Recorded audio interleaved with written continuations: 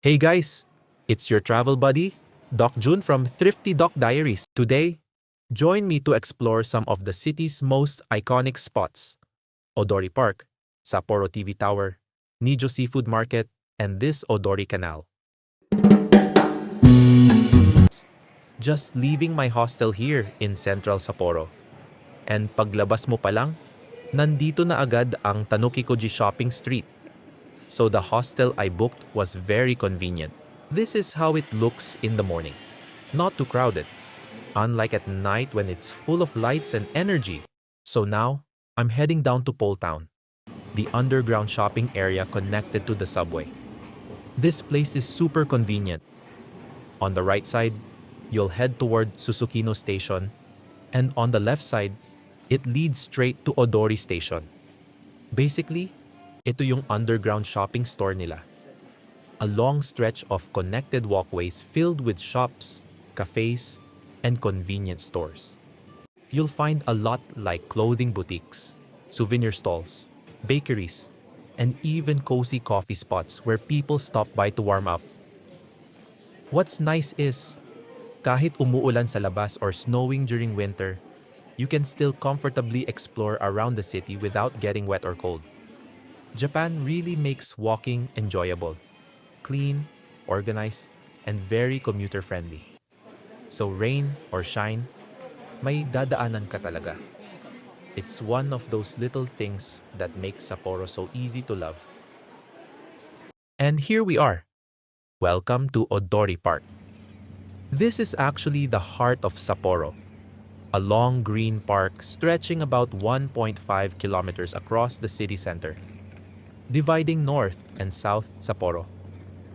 Medyo drizzling ngayon, so konti lang ang tourists. But I like it that way. It feels calm and peaceful.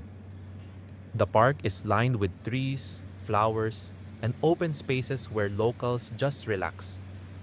During spring and summer, it bursts with color and life.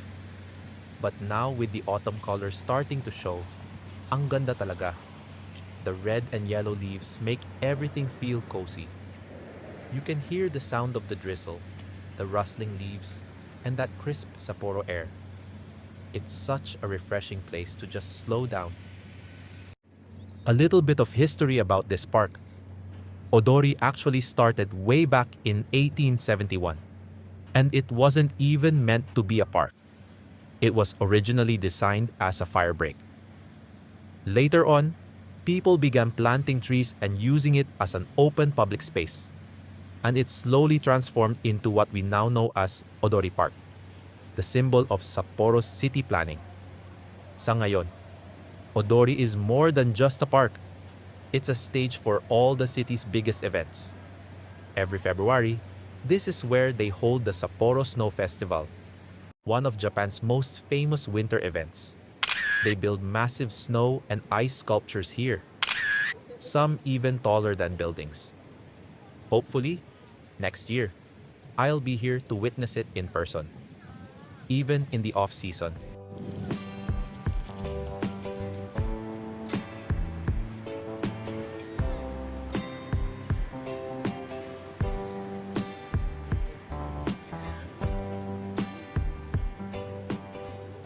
There's still so much to see.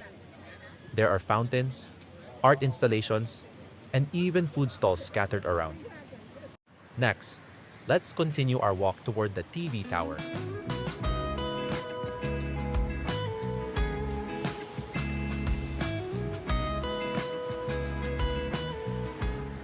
So, I'm here now at the famous Sapporo TV Tower, the one we saw earlier while we were at Odori Park. Up close, it looks even more amazing. There are also small stores and souvenir shops around the base, perfect for some cute little keepsakes from Sapporo.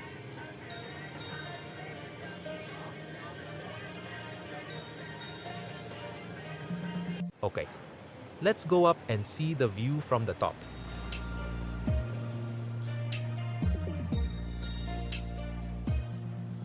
And now we're here at the observation deck. Meron din small stores up here where you can browse through more souvenir items, from keychains, magnets, and shirts to local snacks and sweets. You'll definitely find something to bring home from here. It's a fun little shopping spot while enjoying the 360-degree city view. Wow, it's really beautiful up here. You can see the entire Odori Park stretching across Sapporo, and the city view is just breathtaking. From this spot, you can also see the Odori Canal. So after this, we'll head there next to explore more. But I think I need to go down now. Medyo, I felt a little bit dizzy. Still, it's totally worth it. And now, andito na tayo sa Odori Canal. One of the quiet and peaceful spots here in Sapporo. Compared to Odori Park, this area feels more relaxed. There aren't too many people around, which makes it perfect for taking photos and just enjoying the calm atmosphere. The vibe here is really autumn in full swing.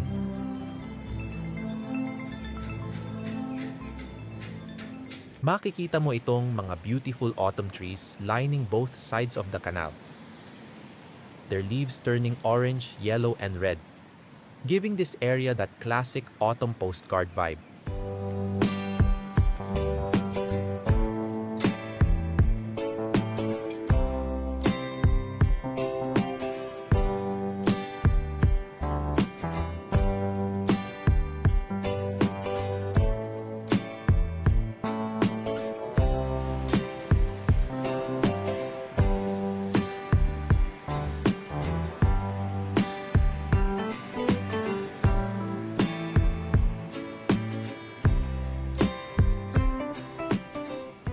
Let's go down closer and check it out. The water here is so clear, surprisingly clean for a city canal. You can even see the reflections of the trees and nearby buildings on its surface. Parang painting sa totoong buhay. If you walk along the sides, you'll notice how well-maintained everything is. It's one of those spots where you can slow down after a long day of sightseeing.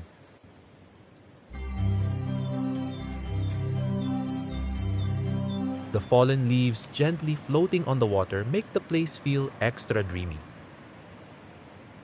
What I love most here is the serenity.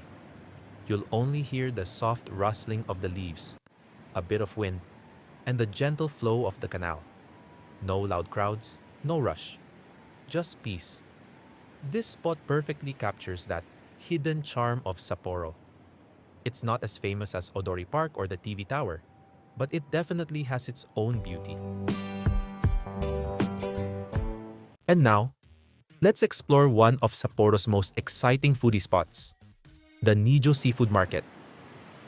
The moment I arrived, I was greeted by rows and rows of stalls overflowing with fresh and colorful seafood. Parang seafood paradise talaga. And so, everywhere you look, there's movement, color, and that familiar briny aroma of the sea. Just look at these trays. Huge scallops, spiral shells, octopus tentacles, and different kinds of fish, all neatly displayed with handwritten price tags. Each stall has its own charm. Vendors calling out in cheerful voices, the sound of sizzling grills, and the smoky aroma of crab and scallops being cooked right in front of you.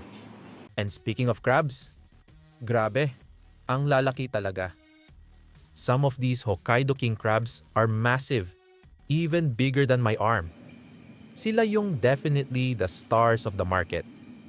You can choose your seafood right here, and they'll cook it for you on the spot. Whether you want it grilled, steamed, or fresh sashimi style. If you don't feel like walking around to choose, may mga restaurants din dito inside the market. You can just sit down, order a seafood rice bowl or a hot miso crab soup, and simply enjoy your meal while watching the vendors at work. The vendors are warm and friendly, always smiling, sometimes even offering free samples for you to try. You can really feel that welcoming Hokkaido hospitality. If you're a seafood lover, this place is an absolute must-visit. This is Doc June again from Thrifty Diaries, reminding you to keep exploring, keep smiling, and make every trip a thrifty adventure.